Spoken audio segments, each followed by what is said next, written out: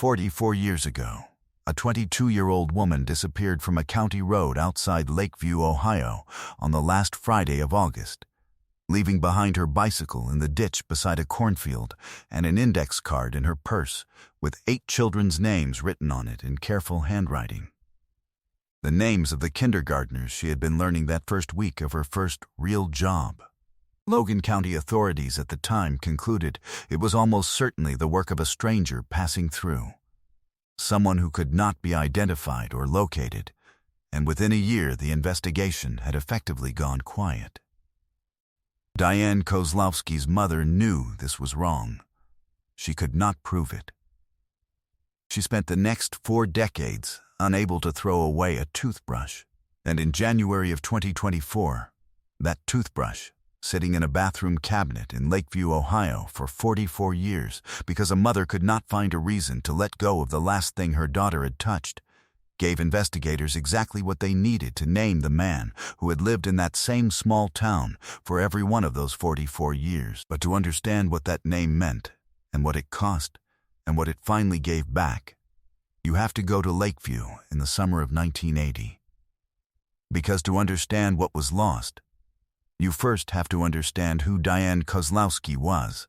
Lakeview sits in the flat, agricultural center of Logan County in west-central Ohio, a town of roughly 1,000 people surrounded by grain fields and the kind of landscape that is beautiful in a way that requires time to appreciate. Wide sky, long sight lines, the grain elevators visible from 5 miles out, the roads running straight and true between sections of corn and soybeans that in late August smell of ripeness and dust and the particular sweetness of drying silk. In 1980, the town had a grain cooperative, a hardware store, a diner on the main road, 2 churches, and an elementary school that served Lakeview and the surrounding townships. It had the kind of social fabric that comes from several generations of families choosing to stay, the kind of place where your kindergarten teacher had also taught your mother, where the grain elevator workers knew which farm belonged to which family without being told. Diane Kozlowski had grown up there. She was the eldest child of Frank and Irene Kozlowski. Frank worked at the grain elevator. Irene kept the books for a farm supply store on Route 33, and she had twin brothers, Bobby and Dennis, who were 14 in the summer of 1980 and who followed their older sister around with the particular adoration of younger boys who know they are lucky to have the sister they have. Diane had finished her associate's degree in early childhood education at Ohio State Lima that May, had come home to Lakeview for the summer, and had been hired as a teacher's aide in the kindergarten classroom at Lakeview Elementary beginning that September. She was 22 years old. It was her first real job, and she approached it with the focused preparation of someone who understood that it mattered. She had gone to the school the week before classes started to introduce herself to the lead teacher and learn the classroom layout. She had bought her own set of small name cards for the desks, in her own time, with her own money. She had kept an index card in her purse where she wrote down each child's name as she learned it, intending to have all 23 memorized before the end of the first week. She had a bicycle, a green 10-speed she had bought secondhand 2 summers earlier, that she rode on the county roads in the evenings when the heat broke. A circuit of about 6 miles that took her out past the grain fields on County Road 11 and back. The August evenings in Logan County cooled late and quickly, and the light at 7 o'clock was long and orange across the tops of the corn, and the roads were empty enough that you could hear a car from half a mile away. Irene Kozlowski would later say that she had watched Diane ride out that evening the way she always watched, from the kitchen window, until the bicycle disappeared around the first bend, and it felt nothing unusual. Just a Friday evening. Just her daughter riding. Bobby and Dennis had gone to a friend's house that afternoon. Frank was watching the evening news. Irene was making a chicken casserole for dinner. It was the last Friday of August 1980, And in 2 days' time, Diane was going to start the job she had been working toward for 3 years. She never came home for dinner. By 8:30 p.m., when Diane had not returned and had not called, Frank Kozlowski drove the County Road circuit in his station wagon. At the intersection of County Road 11 and Township Road 4, in the ditch beside a standing cornfield, he found the bicycle. It was on its side. The front wheel was still slowly turning in the warm air. He did not touch it. He drove back to town and called the Logan County Sheriff's Office from the kitchen phone at 8:47 p.m. Deputies arrived within 20 minutes. The bicycle was documented and collected. The surrounding area was examined with flashlights. At 11:15 p.m., one deputy found a woman's purse in the ditch approximately 30 feet south of where the bicycle had been, pushed into the corn stubble at the field's edge as if it had been thrown. Diane's wallet was inside, her keys, the index card with 8 names written on it in her careful handwriting. The card was placed into evidence. 8 names. She had learned 8 of them by that Friday evening. 15 more to go. By the following morning, August 30th, 1980, the search had expanded to include the fields on both sides of County Road 11 for a quarter mile in each direction. Volunteers from Lakeview and the surrounding townships came out before dawn. Men from the grain cooperative, families from both churches, teachers from the elementary school. They walked the rows of corn in lines, and by noon they had covered 80 acres. They found nothing more. On September 2nd, 1980, the Tuesday that would have been Diane's first full day at the school, her remains were found in a drainage culvert beneath a farm access road 1 mile east of where the bicycle had been left, on property belonging to a grain operation that used County Road 11 for harvest transport. She had been there since the night she disappeared. Bobby and Dennis Kozlowski were 14 years old. Frank drove them to their aunt's house that afternoon. Irene sat in the kitchen for a very long time and did not move. During the initial canvass of County Road 11 and the surrounding properties, a neighbor named Howard Fett had mentioned in a statement taken the morning of August 30th that he had seen a grain truck idling at the pull-off on the east side of the road at approximately 7:15 p.m. the previous evening. He had not thought much of it. Grain trucks on county roads in late August were as common as the corn itself. The detail was logged, 1 line in a 12-page statement document, and no follow-up was made to identify the truck or its driver.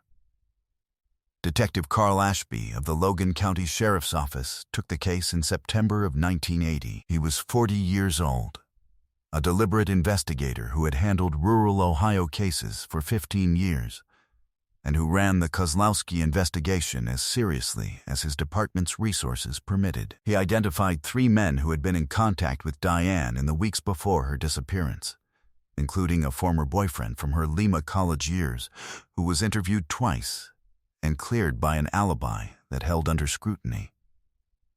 The biological evidence collected from the scene in September of 1980 was submitted to the Ohio Bureau of Criminal Investigation in London, Ohio.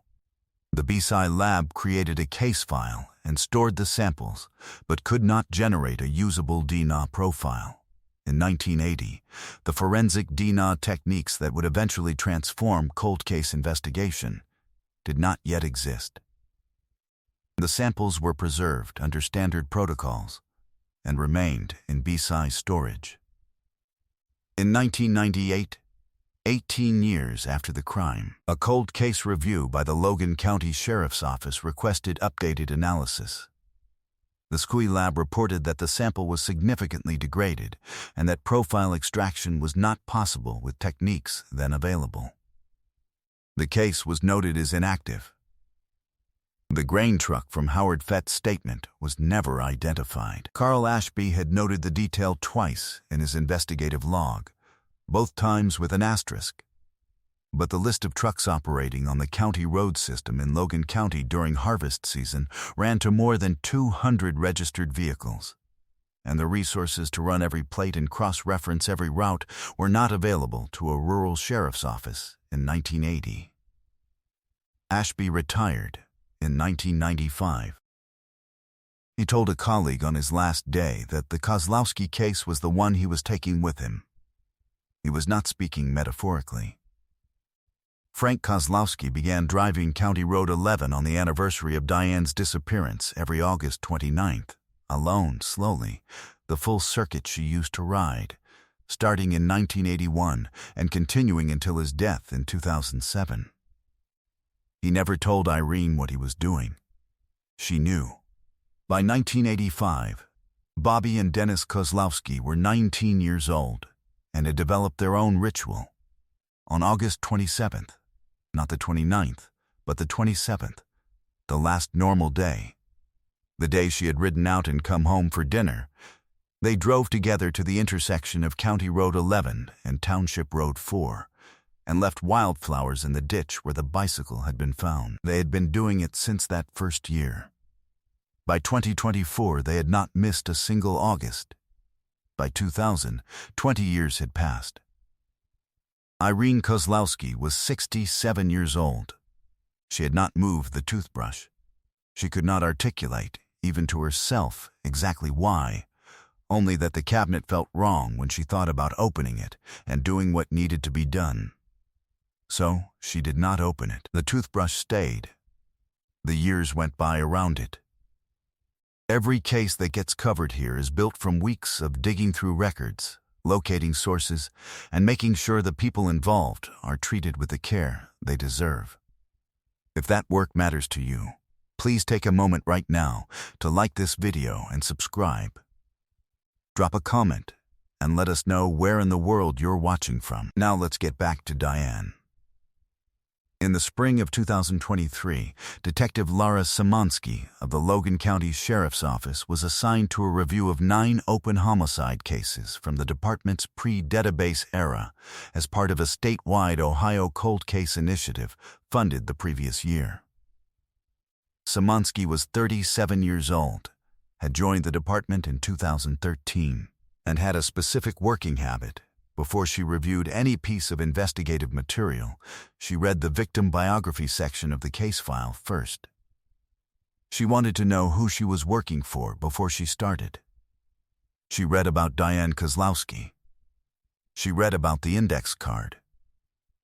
She read Carl Ashby's asterisk note about the grain truck and the single line from Howard Fett's statement, and she pulled the property records for every grain operation that had used County Road 11 as a harvest route in August of 1980. It was a long list. She cross-referenced it against a shorter list, men who had been interviewed in the original investigation. The intersection of those two lists produced 11 names. She began working through them. In November of 2023, Szymanski contacted the Ohio Becky Lab in London and requested a status review on the Kozlowski scene samples. The lab's response changed the case. The technique now available, low-copy number DNA extraction, a process capable of generating a usable genetic profile from a sample containing as few as 6 to 10 cells. Samples that previous technology would have dismissed as too degraded to process had been integrated into the BCI's cold case protocol in 2021. The Kozlowski sample was reviewed. A profile was generated. It was a male profile.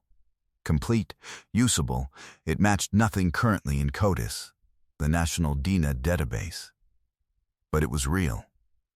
And it was there, and it had been waiting in that storage room in London, Ohio for 43 years for a machine capable of reading it. Szymanski drove to Lakeview in December of 2023 and knocked on Irene Kozlowski's door. Irene was 87 years old. She made tea.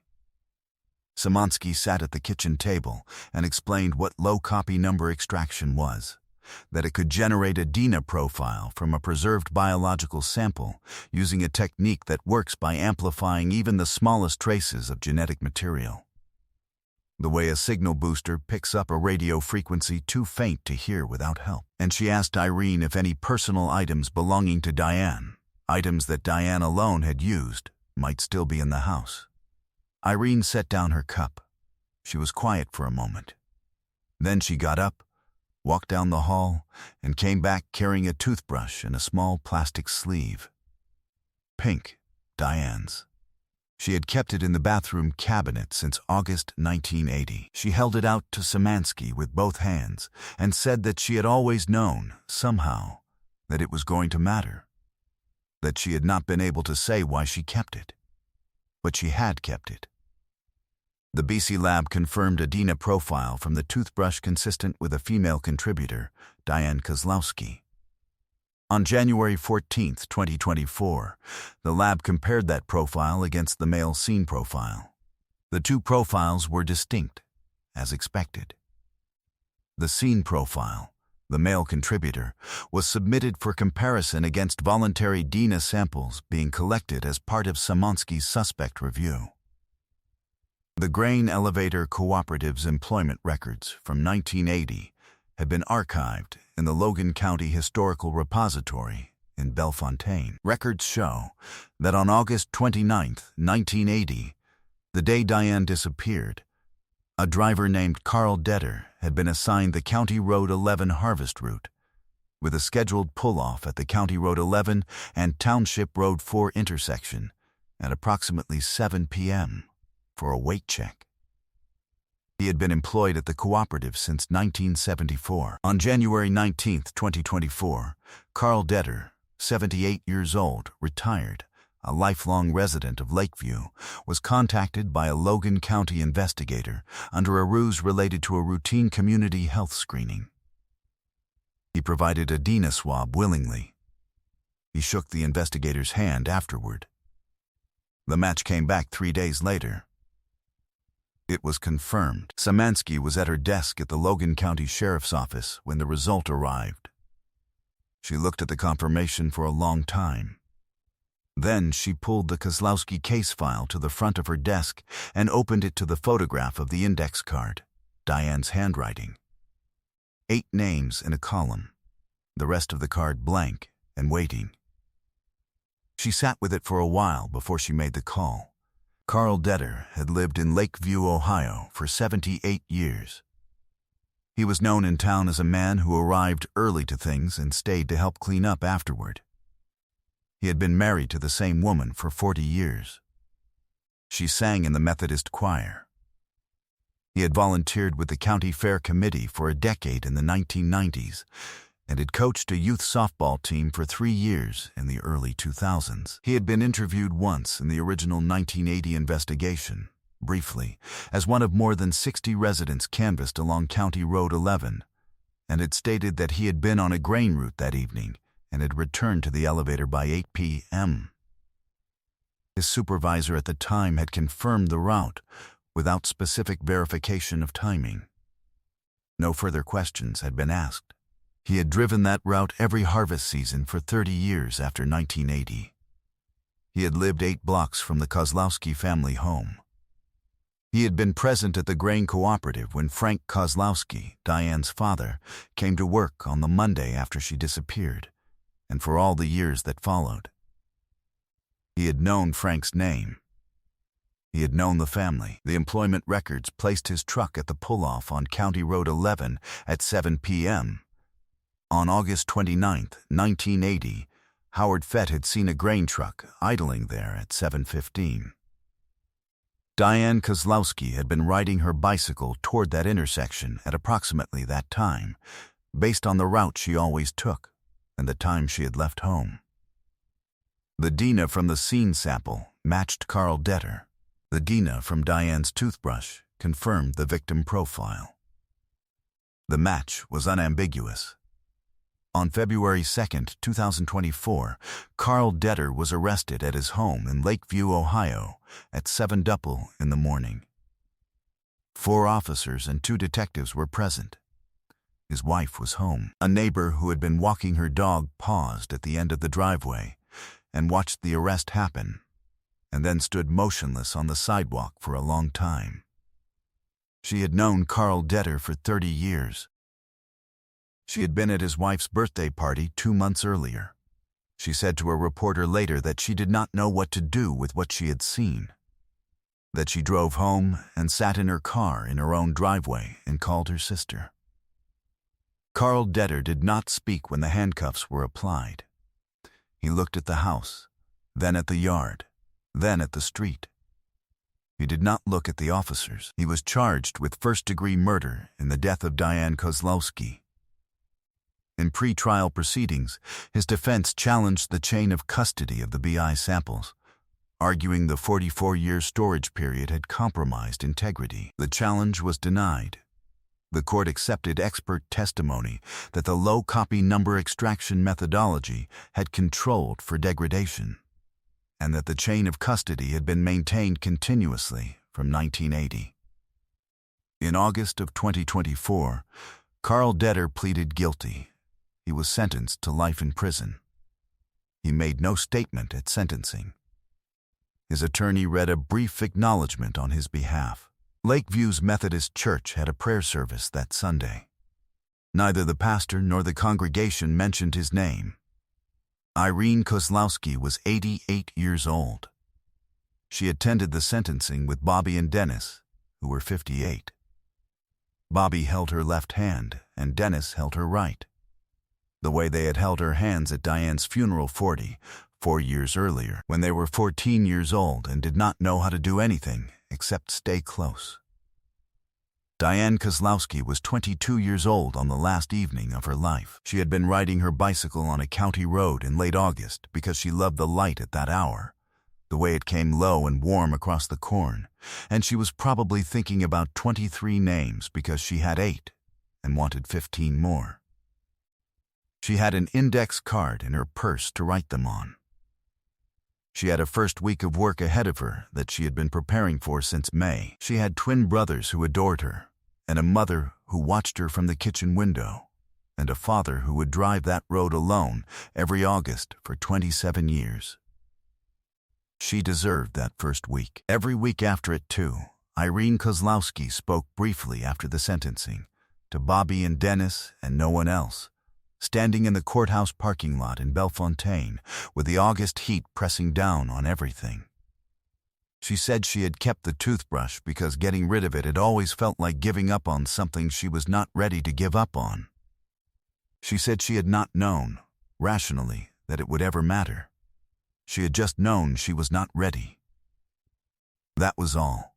Sometimes, that is enough. Bobby and Dennis Kozlowski drove home to Lakeview that afternoon. The following week, on August 27th, the last normal day, the day she had ridden out and come back for dinner, they drove to the intersection of County Road 11 and Township Road 4, as they had every year since 1985. They left wildflowers in the ditch. For the first time in 39 years of doing it, they felt something different standing there. Not lighter, exactly. Different. As though the place had finally been returned to what it was before. Just a road. Just a ditch. Just an August morning in a corn county in Ohio, full of light. The Kozlowski case contributed directly to the Ohio BCI's formal adoption, in 2024, of low-copy number DNA extraction as a standard protocol for all preserved cold case biological evidence collected prior to 2000.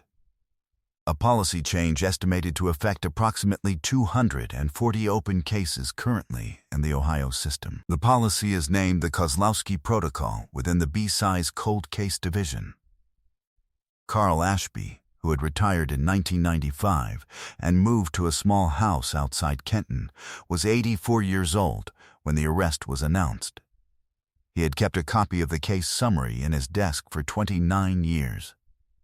He had opened it every August 29th. When Logan County reached him by phone to inform him of the arrest, he did not say much. He thanked the detective. He put down the phone. He sat for a while.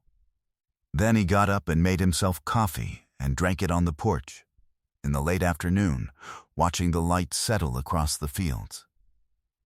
Justice does not always know what it is waiting for. Sometimes it is waiting for a machine that does not yet exist. Sometimes it is waiting for a woman who cannot explain why she has not opened a cabinet in 44 years, but has not opened it, and will not, until the moment someone knocks on her door and gives her a reason. The truth does not get impatient.